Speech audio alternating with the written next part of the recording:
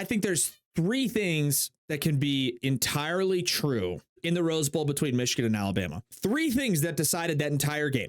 Three deciding factors in the Rose Bowl between Michigan and Bama. Number one, I think Alabama is the better football team going into the game, and I actually still believe that they're the better team.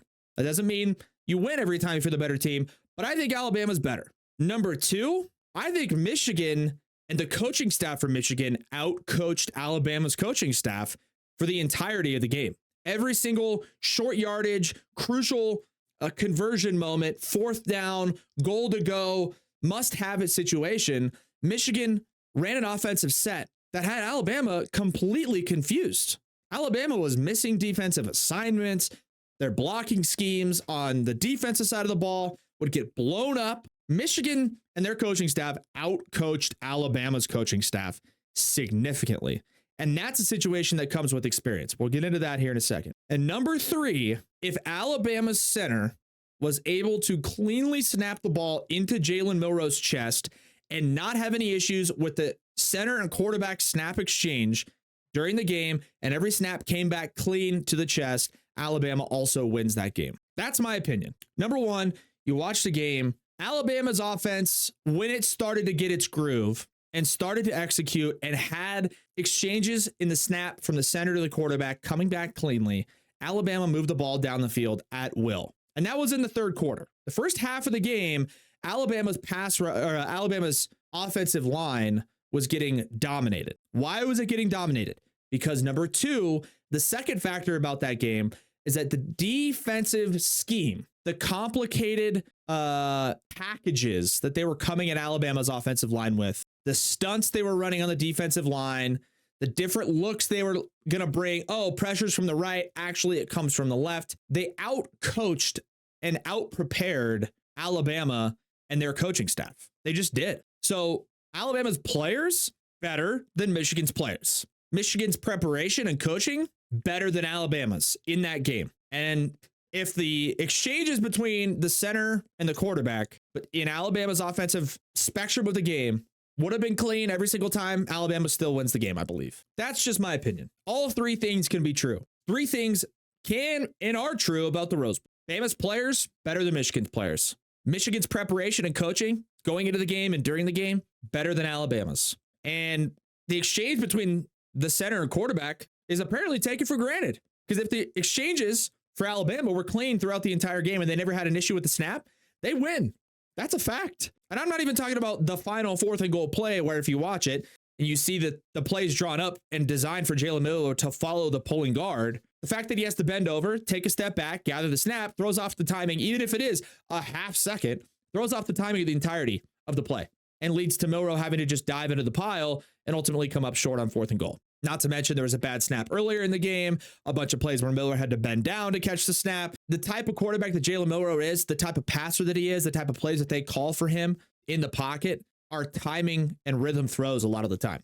And when the snap's low and you have to bend over, you have to take a gather step, then you have to stand back up again. You have to assess where everybody is instead of having your eyes downfield and just catching the ball sort of as a second nature type thing where you're barely even looking at it.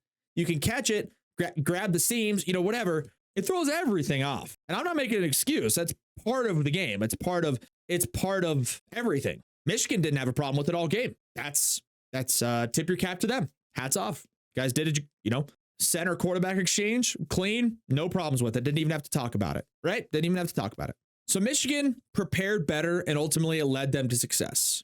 It led them to a victory. And I'm not discrediting it for Michigan. I'm not making excuses for Alabama, but I did feel like this outcome of this game, walking away from it, was more that Alabama beat themselves than Michigan flat out beat Alabama. But that being said, Michigan's defensive line, legit. And one of the main reasons they won the game. Michigan had a lot of dropped passes. Michigan had some self-inflicted wounds, muffed punts on multiple occasions. They did a lot to try to give the game to Alabama. But Alabama beat themselves in more ways than one. Milroe fumbling, dirty snaps, almost muffing a punt on their side on special teams. It felt like Alabama going into that overtime period was playing with house money because they had played a bad, ugly, sloppy, low fundamental type game.